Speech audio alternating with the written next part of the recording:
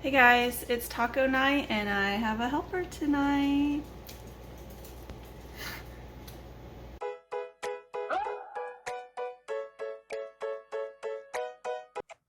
Alright, so we've got our skillet on the stove, turned on the heat. It is taco night at least once a week at our house.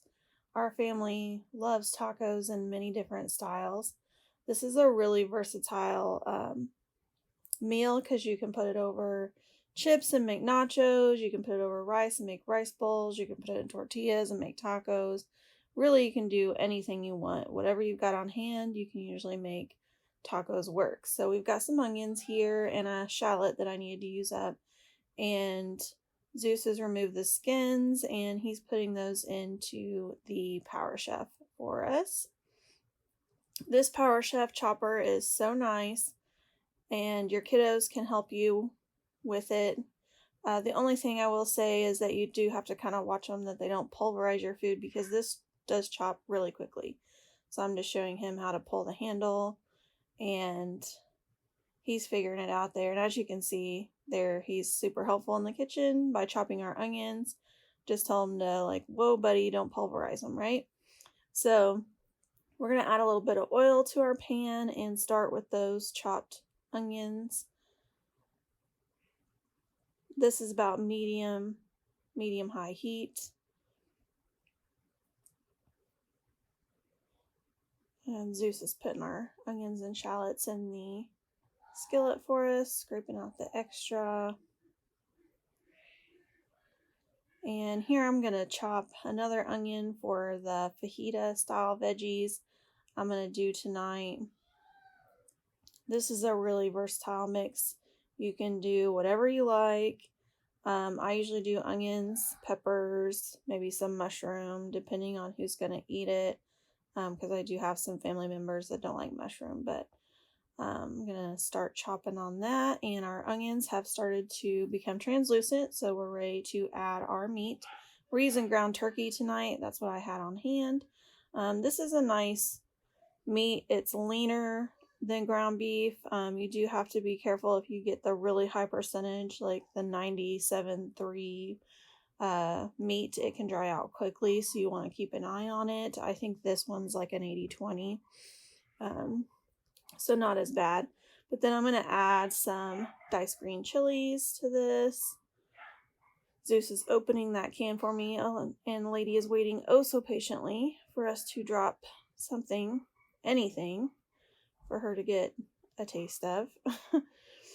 So you just work this around and crumble up your meat. Really simple and easy. Doesn't get much simpler than this. If this starts to dry out, I may add a little bit of water. But so far so good. I'm going to let you guys hear that delicious sizzle. Alright. Yummy. And in our chilies are, so we're going to go ahead and work those in. And the moisture from those too is helping this not to burn on the bottom. So you just keep it moving. And I'm also going to add black beans to this. This is a great way to stretch your taco meat, is by adding beans. If you have picky eaters or that you're concerned your kids won't eat the beans, I would try refried beans, which I've done several times. A lot of times my boys did not even notice that they were there. But tonight I'm just going to add the black beans in whole, and that'll help this taco meat go much further. Also add some fiber, which is nice. And we're just going to keep working this around.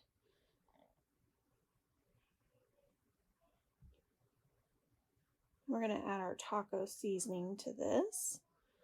I get mine from Thrive Market. This is my favorite one.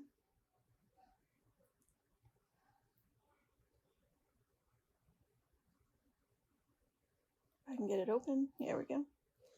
And normally I add a little bit of water then too with the taco seasoning. And we just keep working that around. This is really the most time consuming part, is just making the taco mix. And then once you have it, you can serve it any way you like, and any sides that you like, lettuce, tomato, sour cream, cheese, whatever. You could just basically grab those items out of the fridge and serve it up however you like. So this is really the most time consuming part, is just cooking up your taco mix.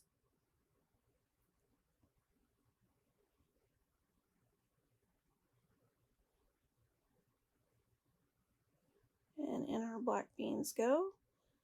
And we'll just keep mixing this through, and we're just going to let this simmer and mix through, and that'll kind of thicken up too, and it'll finish cooking off the turkey. In the meantime, I'm going to make a fresh salsa, or like a pico de gallo. Actually, I'm cutting peppers here for fajitas. I lied. I'm cutting peppers here for fajita vegetables. So this one was kind of odd to cut because it came from my Imperfect Foods box, and it's kind of a weird shape. So if you've never tried Imperfect Foods, I highly recommend them. It's the ugly produce that does not make it to the grocery store. So it's getting food out of the waste system and saving, the food waste. They have a great mission, and they work with farmers and suppliers directly, which is great, and making it a fair trade situation too. So I really enjoy their services too, and every week they always have like a really great selection of vegetables and produce, and it's always been high quality. I have not had any issues. So if you are interested or want to check out Imperfect Foods, I'll leave my referral link below. I also had a green pepper I think I needed to use up this night too. Yeah, as you can see, the skin's getting kind of wrinkly on that, and that's a good sign that it needs used up quickly. So I do like to have a garbage bowl on the counter. That's what you see to the right here.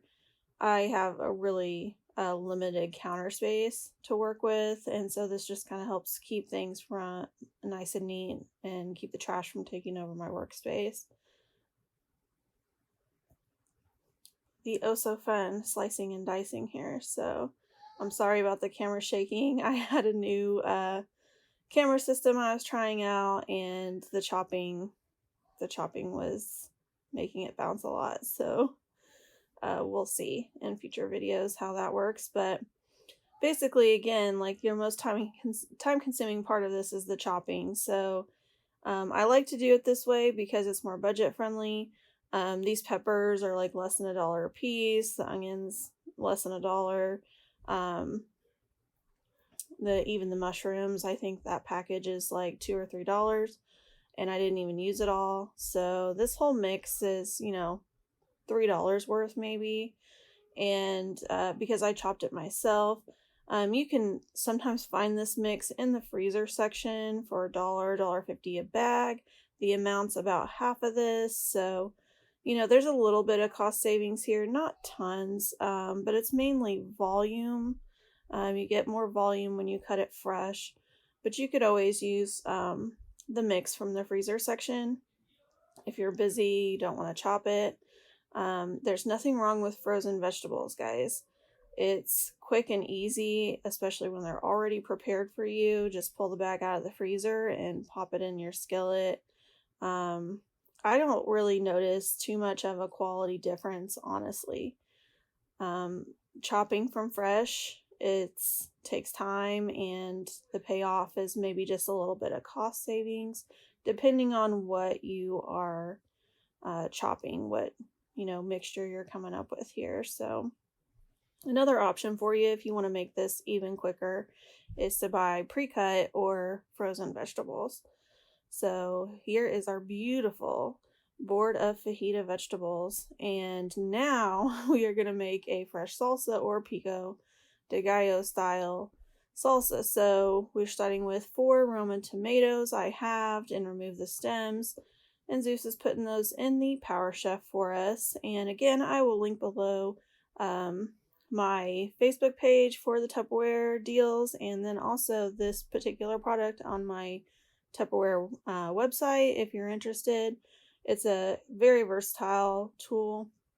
He's squeezing our limes in here. I use this all the time, obviously, to chop dice. We're making salsa right now. There's also a whipping paddle you can use to whip your eggs up, make whipped cream, whatever you want in this. And it doesn't take any power or electricity, just some good old-fashioned elbow grease. So to this too, then we are going to add some cilantro. We like to go pretty light on it. That's what Zeus is putting here. If you wanted to make this spicy, you would add a pepper of your choice, a jalapeno, habanero, whatever you like. We're all wusses at my house. I shouldn't say all of us, but most of us.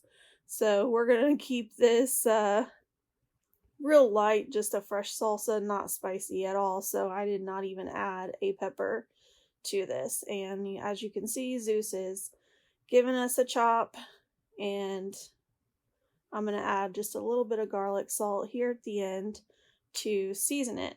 And that's really it, guys. It's a really simple. And what's left over from this, then I can use for omelets. So when we're done with tacos, I'll actually take this mix the next day and add that to eggs for omelets, which is really nice.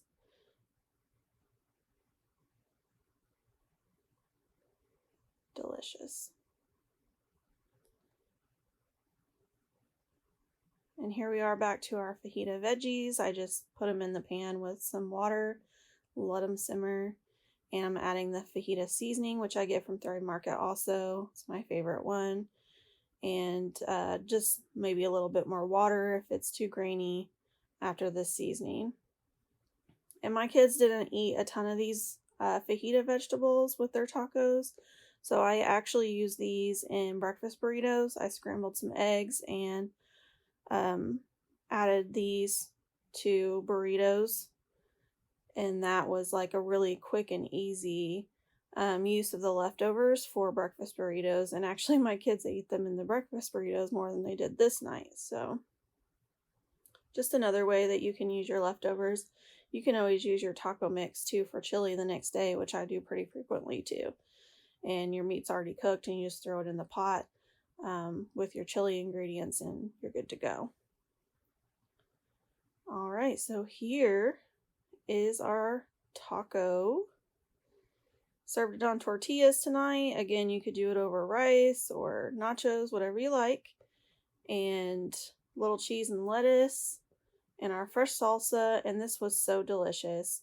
Hope you enjoyed this one, guys. I know it's simple and easy. Let me know if there's a recipe you'd like me to try. Give me a like and a subscribe, and we'll see you next time.